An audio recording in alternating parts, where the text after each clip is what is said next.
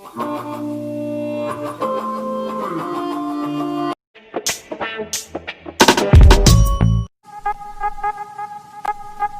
you ready to pass the NMC OSCE the first time as efficiently as possible?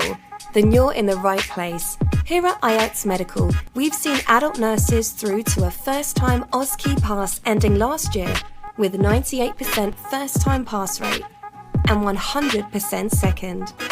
We've also assisted mental health nurses, children's nurses and midwives through their OSCE exams too. Accessible OSCE practice rooms and expert-led courses. Our nurses are not only passing their exams, but they're having fun doing it too. Inquire today about how we can assist you too.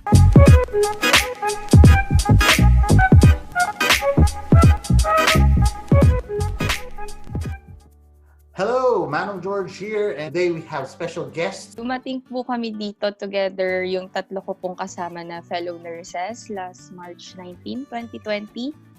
And na-assign po ako sa hospital na sa loob ng theater din po. Kenneth Santos. I'm currently working as a dialysis nurse. I arrived here in UK last March 20, a few days before nung start ng lockdown and yung kakastart lang ng quarantine din sa Philippines, sa Manila. Difficulty pag-alis ng Pilipinas or medyo relatively smooth naman yung transition mo? Siguro po dahil nga po kasagsagan ng COVID yung flight po namin. Talaga pong 4 days before the flight, ang dami po naming medyo pagsubok po talaga. Alright. We were advised to be in Manila agad-agad. So parang lumuwas ako ng Manila a week before the flight. So ang mga considerations agad is saan mag-stay, makakaalis ba talaga tayo, i-allow ba tayo, things like that. Luwas ng maaga po sa Manila kasi during that time, Manila is going to have their lockdown po. So, in and out po, wala na pong pwedeng makapunta. And I'm leaving po sa province. So, 4 days before the flight, lumuwas na po ako. Pati po yung mga kasama ko na taga ibang Mindanao, Visayas. So, kailangan po namin mag-hurry before mag-close down yung Manila. And then, yung uncertainty po during that time, kung matutuloy ba yung flight, medyo ayun po yung ano rin namin, takot namin. So, even the agency was unsure during that time what would happen. So they are not, kumbaga hindi din nila kami ma-assure that if things get worse, we will support you, things like that. So, full of uncertainty. Yung naabutan po namin, I think nandun na po sila sa stage na medyo parang, hindi naman nagpapanik, pero parang ganun na po. Kasi naabutan na po namin yung grocery stores na wala ng laman. Nagpapanik buying na po yung mga tao. Pero that time po, hindi nyo pa po makikita masyado yung as in nagsusuot sila ng mask. Pero makikita po dun sa mga grocery stores na parang andun na yung thought nila na malapit na yung lockdown. Kasi na magbubuhay sila pag marami silang tissue. Yun po. Part din po yun. Wala nang tissue papers po that time. Were you able to do your OSCE and anong update? So, the plan was to have the parang orientation. If I'm not mistaken, it's supposed to be at least 2 weeks. But what happened was, it was shortened to 3 days. Tapos yung ibang supposed to be po is face-to-face interaction and lectures. Lahat siya naging computer-based. Pagdating namin dito, meron pong timetable yung trust namin. Para akala din po kasi siguro nila hindi pa magkakaroon nitong certain lockdown na to. So parang hoping din sila na mag-start po kagad yung training namin. So pero after 2 days of arrival here po, yun na po, nag-lockdown na po yung buong UK. So sabi po nila parang hindi rin po nila akalain na mangyayari yun. So lahat po na halt, nag-stop. Pagdating naman po sa area, kasi some of yung PDN namin wala po, naka-leave siya due to COVID din. Tapos some managers are functioning as a staff. So yun talagang ina-expect namin na may orientation, how things go, parang halos wala. Na parang naghanap na lang sila ng pinakamag-iba body sa'yo, tapos you shadow them to see how things go in a day. So parang ganun yung nangyari po sa amin ng first few weeks. Even sa area naman po namin, lagi naman din may Pilipino sa shift. So parang they try their best to help us and guide us as well. Mhm. Pati po kasi yung face-to-face interaction and group discussions hindi allowed due to social distancing. So ang ginawa po nila, parang nagsusupplement lang po sila every now and then ng mga lectures or parang babasahin namin. Right. In terms po dun sa OSCE, pagdating namin, na-declare na din kasi na universities are closed. Ngayon po inuunti-unti nila magbigay ng mga certain lectures and topics na which is very helpful and related po talaga sa OSCE.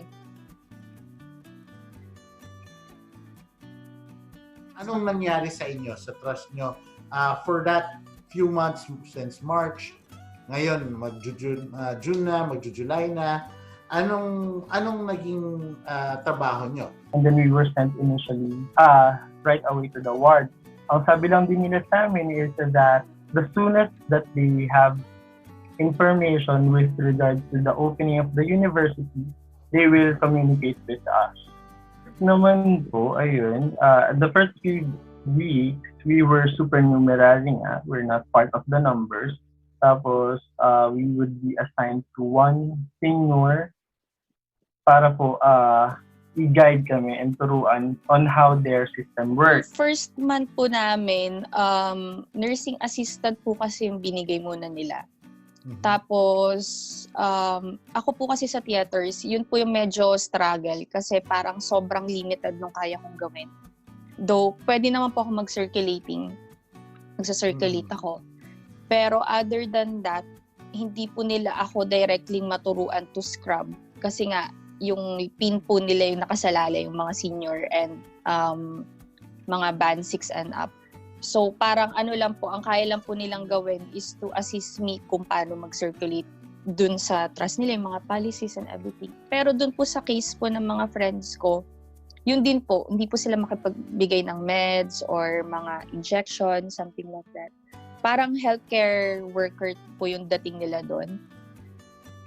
Though there are instances wherein due to limited number of staff, may moments talaga na parang mag-isa ka sa day.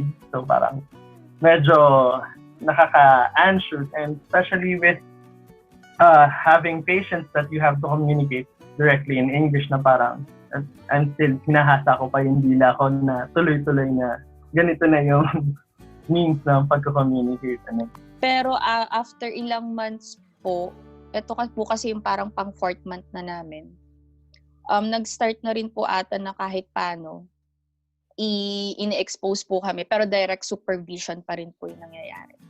Na parang hindi kami makaka-function alone, independently, kasi wala pa rin po yung pin namin. Feel like yung so far yung experience mo sa UK and itong whole pandemic, ano yung naramdaman mo? Hindi ko po ina-expect na napaka-supportive po ng mga tao dito. I mean, hindi naman po sa hindi ko sila tinitingnan as ganun. Pero syempre po, ibang lahi, ibang bansa ka. So para andun lahat ng anxiety if anong klaseng attitude or behavior meron sila. Pero during this po, sinasabi nila na challenging times, makikita naman po talaga na napaka-supportive nila towards parang emotional well-being din. If kung ano yung nararamdaman namin, kasi hindi nga daw po ito yung normal setup talaga na pagdating mo. Usually, prepare ka na for OSCE, after a month or weeks, RN ka na dito. So, yung sa kanila naman po, napaka-supportive nila. And then, kahit po sa workplace ko mismo, sa loob ng theaters, napaka-accommodating nila, approachable. Kapag nagsabi ka ng ganito sa mga managers mo, napaka-willing naman nila na i-assist ka. What happened po initially? So, yun nga po, parang with all the anxiety and they were thinking na bago lang sila and all. So, wag muna natin silang ipronta dun sa mga ganyang kaso. Kasi they're also thinking of our mental health during that time na parang wala kang kasama, isa po kasi sa tanong nila yun, do you have a family here, do you have a support system here just in case things go south or ayan nga po. So yun po yung isang ginawa ng manager during that time.